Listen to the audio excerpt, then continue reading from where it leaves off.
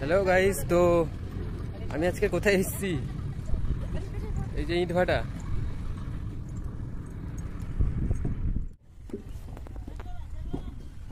এখানে মাটি ঢিবি করে রেখেছে আর এই যে এই বোনটা ইট বানাচ্ছে। বাহ,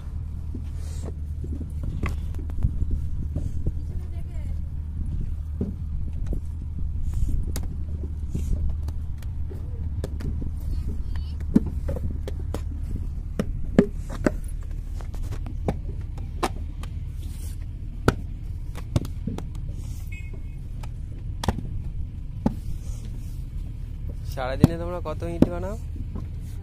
সারাদিনে তোমরা কত ইট বানাও? 1000।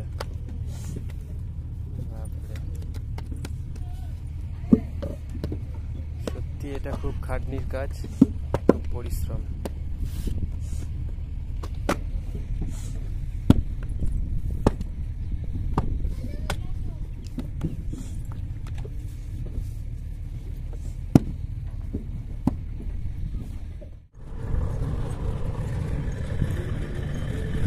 একটা, দুটো, তিনটে, চারটে, পাঁচটা, এখানে 5টা ইটভাটা দেখা যাচ্ছে, চুল্লি আর কি।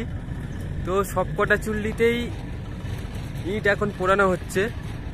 এই যে কাঁচা ইট শুকনো করে এখানে সারি সারিবদ্ধ করা, তো দেখতেই পাচ্ছ।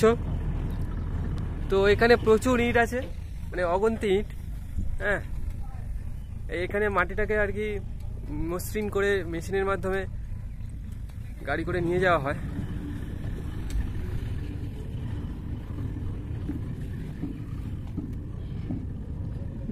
এই যে ইট শুকনো, তারপর আবার এই ইটগুলোকেই গাড়ি করে নিয়ে গিয়ে চুল্লিতে সাজিয়ে আবার চুল্লি জ্বালানো হয় আর কি। তো গাইস, এখান থেকে খুব সুন্দর একটা ভিউ আসছে, তো সত্যি অতুলনীয়। পুরো মাঠের পর মাঠ, ইটে ইট। এখানে সমস্ত রকমের ইট পাওয়া যায়।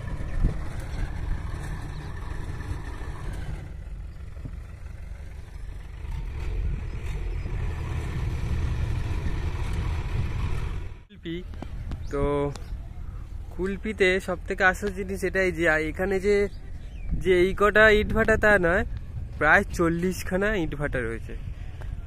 তো প্রতি 10 কিলোমিটার দূরত্বে প্রায় 10-12টা করে প্রায় ইট ভাটা রয়েছে। টোটাল মিলিয়ে 40টা ইট ভাটা। সত্যি এটা দারুণ একটা ব্যাপার।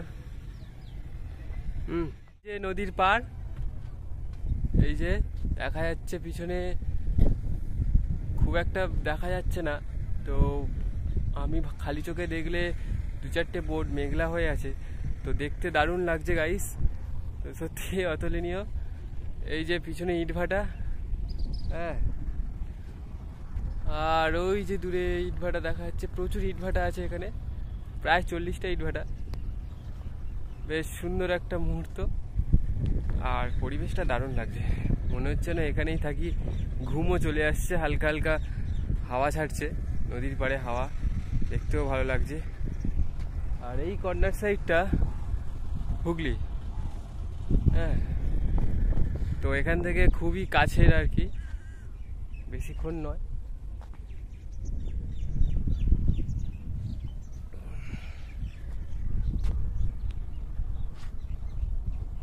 তো চলো বন্ধুরা, টাটা, আবার নেক্সট ভিডিও দেখা হবে।